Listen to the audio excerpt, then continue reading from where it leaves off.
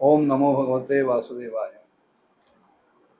मन्वंतर आणि काळ विभागाचं वर्णन मैत्रेयजी विद्वानांकडे करतात. ते म्हणाले की पृथ्वी वगैरे हे सगळं जे दिसतं, पंचमहाभूत दिसतात, पृथ्वी आप तेज वायू आकाश, ही सगळी कार्यरूपात दिसणाऱ्या गोष्टी आहेत.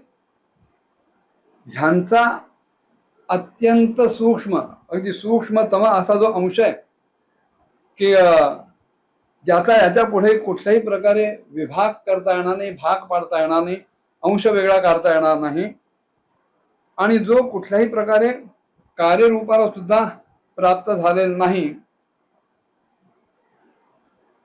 आणि ज्याचा अन्य कुठल्याही परमाणूंशी संयोग सुद्धा होत नाही, घडत नाही, असा जो एक कण आहे त्याला परमाणू असं म्हणतात. आणि ह्या अनेक परमाणूंच्या परस्परांच्या संयोगातूनच काही समुदाय स्वरूप अवयवीची प्रतीती होते. वास्तविक हे सगळं भ्रमरूपच आहे, पण आपल्याला आपल्या अज्ञानामुळे ते खरं वाटतं. परमाणूची व्याख्या करताना ते म्हणाले की ज्याचा तो सूक्ष्मतम असा अंश आहे, त्या आपल्या सामान्य रूपात असलेल्या पृथ्वी इत्यादी कार्यांची एकता किंवा समुदाय, समग्र रूप, असं त्याला एक नाव दिलं जातं. ज्यावेळी त्याच्यात प्रलयादी अवस्थाभेद स्फुरत नाहीत किंवा नवीन जुनं इत्यादी काळाच्या भेदातही भान होत नाही, किंवा घटपटादी वस्तुभेदांची सुद्धा कल्पना होत नाही, तो खरा परमाणू आहे. अशा प्रकारे म्हणाले वस्तुत जे सूक्ष्मतम आणि महत्तम स्वरूप आहे त्याचा आपण विचार करूया. अविभाज्य कार्यरूपाला न आलेला आणि अन्य परमाणूंशी संयोग होऊ न शकणारा असा जो कण आहे, सूक्ष्म आणि स्थूल कण आहे, तो हा परमाणू आहे. असे दोन परमाणू एकत्र जेव्हा येतात तेव्हा त्यांच्यापासून अणू तयार होतो. तीन परमाणू, माफ करा, तीन अणू जेव्हा एकत्र येतात तेव्हा त्रसरेणू तयार होतो. आणि हा त्रसरेणू आपल्याला एखाद्या खिडकीतून किंवा एखाद्या फटीतून सूर्यप्रकाशाचा जो कवडसा दिसतो, त्या कवडसात जे तरंगणारे कण दिसतात ते त्रसरेणूचं रूप असतं. पुढे तीन त्रसरेणू ओलांडायला सूर्याला लागणारा जो वेळ आहे त्याला त्रुटी असं म्हणतात. 100 त्रुटी अशा एकत्र झाल्या की त्यांना वेध असं म्हणतात. 3 वेध जेव्हा एकत्र व्हावेत तेव्हा त्याला लव असं नाव आहे.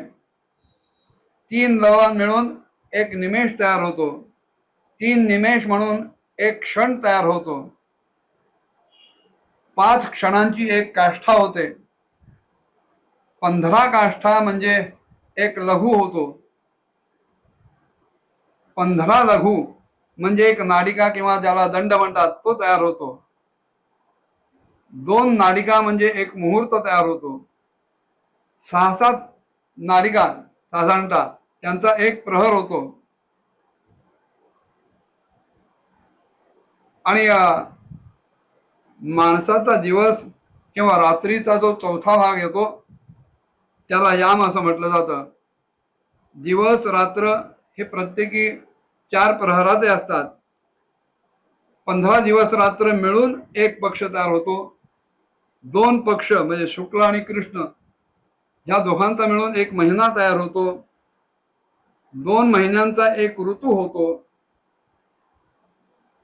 6 महिने झाले की त्याला अयन असं म्हणतात, की जे दक्षिणायन आणि उत्तरायण या नावाने ओळखलं जातं. 2 आयन मिळून 1 वर्ष तयार होतं आणि 12 मास असं मिळून 1 वर्ष तयार होतं. अशी 100 वर्ष हे इथल्या माणसांचं सर्वात मोठं आयुष्य आहे. अपवादभूत आपल्याला 100च्या पुढे काही वर्ष जगलेली माणसं आढळतील, 108 वर्ष, 114 वर्ष, अगदी 120 वर्षापर्यंत सुद्धा. पण सामान्यतः माणसांचं आयुष्य हे 100 वर्षातच मानलं जातं. पुढे त्यांनी सांगितलं की देवतांची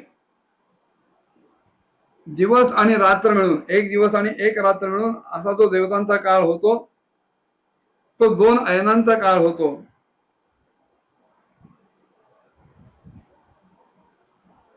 आणि मानवीय प्रमाणानं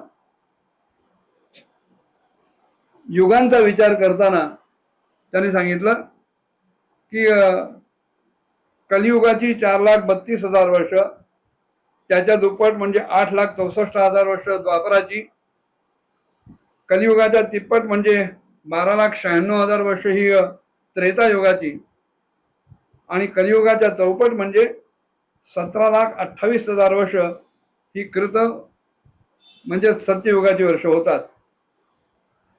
ही मानवी वर्ष आहेत.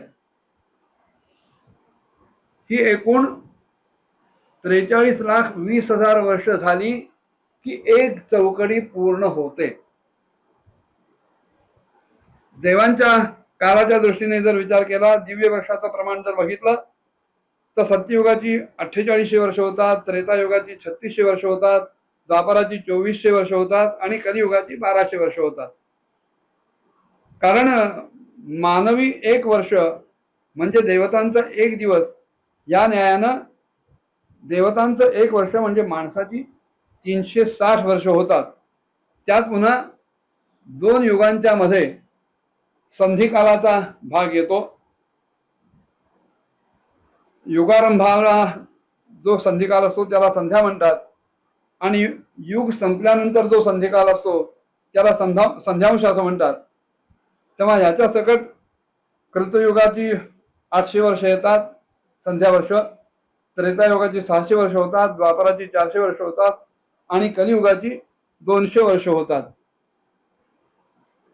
या वर्षांचा सुद्धा काळ बघताना मैत्रेय विदुरांना सांगतायत की नवग्रह, 27 नक्षत्र आणि समस्त तारका मंडळांचा अधिष्ठाता असलेला कालस्वरूप भगवान सूर्यनारायण हे परमाणु ते संवत्सर काळपर्यंत 12 राशी रूप या भुवन कोशाची सतत परिक्रमा करीत असतात. आणि मग ते एक जे वर्ष तयार होतं, सूर्याच्या दृष्टीने त्याला संवत्सर म्हणतात, बृहस्पतीच्या दृष्टीने त्याला परिवत्सर म्हणतात, सवनाच्या दृष्टीने त्याला इडावत्सर म्हणतात, चंद्राच्या दृष्टीने त्याला अनुवत्सर म्हणतात आणि नक्षत्रांच्या दृष्टीने त्याला वत्सर असं म्हणतात. अशी ही वर्षांचीच 5 नावं अस्तित्वात आहे.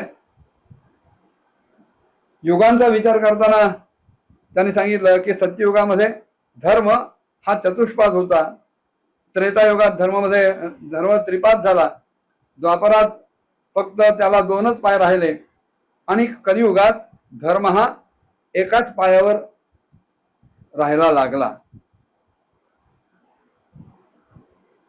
महालोक ते ब्रह्मलोक असा जर विचार केला तर 1000 चतुर्युगीचा 1 दिवस आणि तेवढीच रात्र,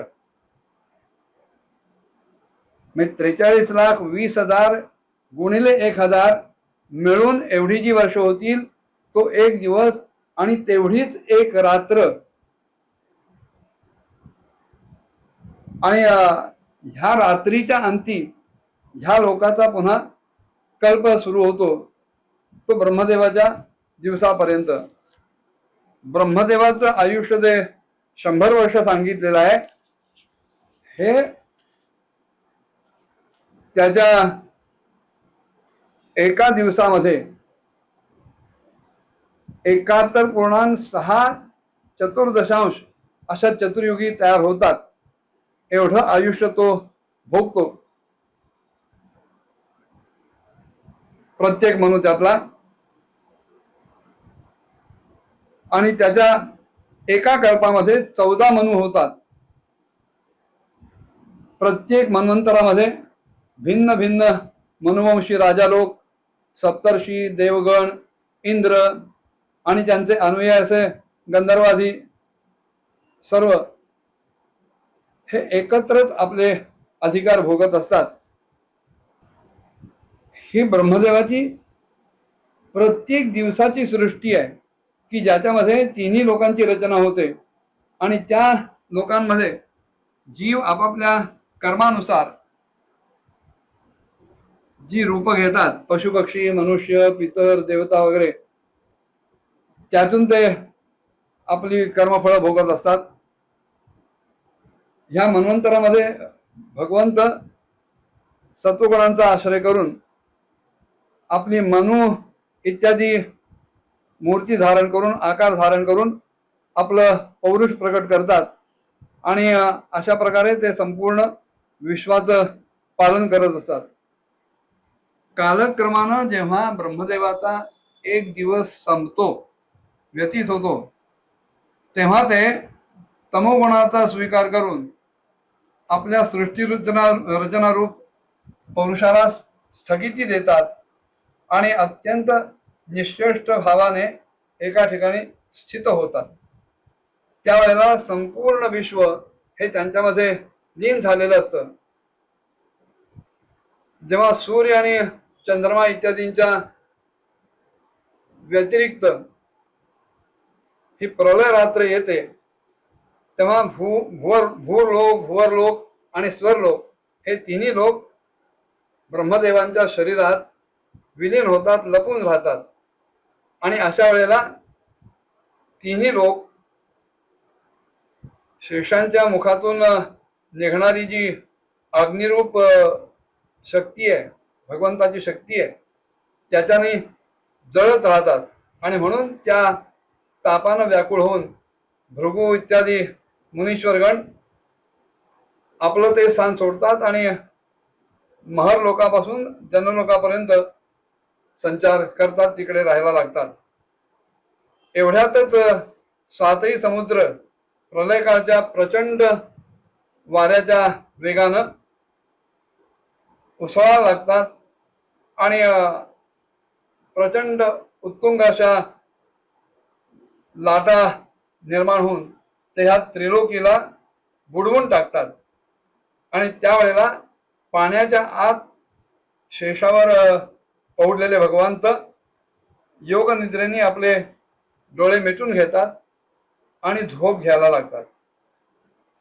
त्यावेळेला जनलोकात असणारे जे मुनिगण आहेत ते सगळे त्यांची स्तुती करतात आणि अशा प्रकारे काळाच्या गतीपासून 1000 चतुर्युगामध्ये प्रतीत होणारे दिवस रात्रीचे फेरे, ब्रह्मदेवांची 100 वर्षाची कालगणना, त्यांचं आयुष्य होईपर्यंत आपल्याला दिसतात.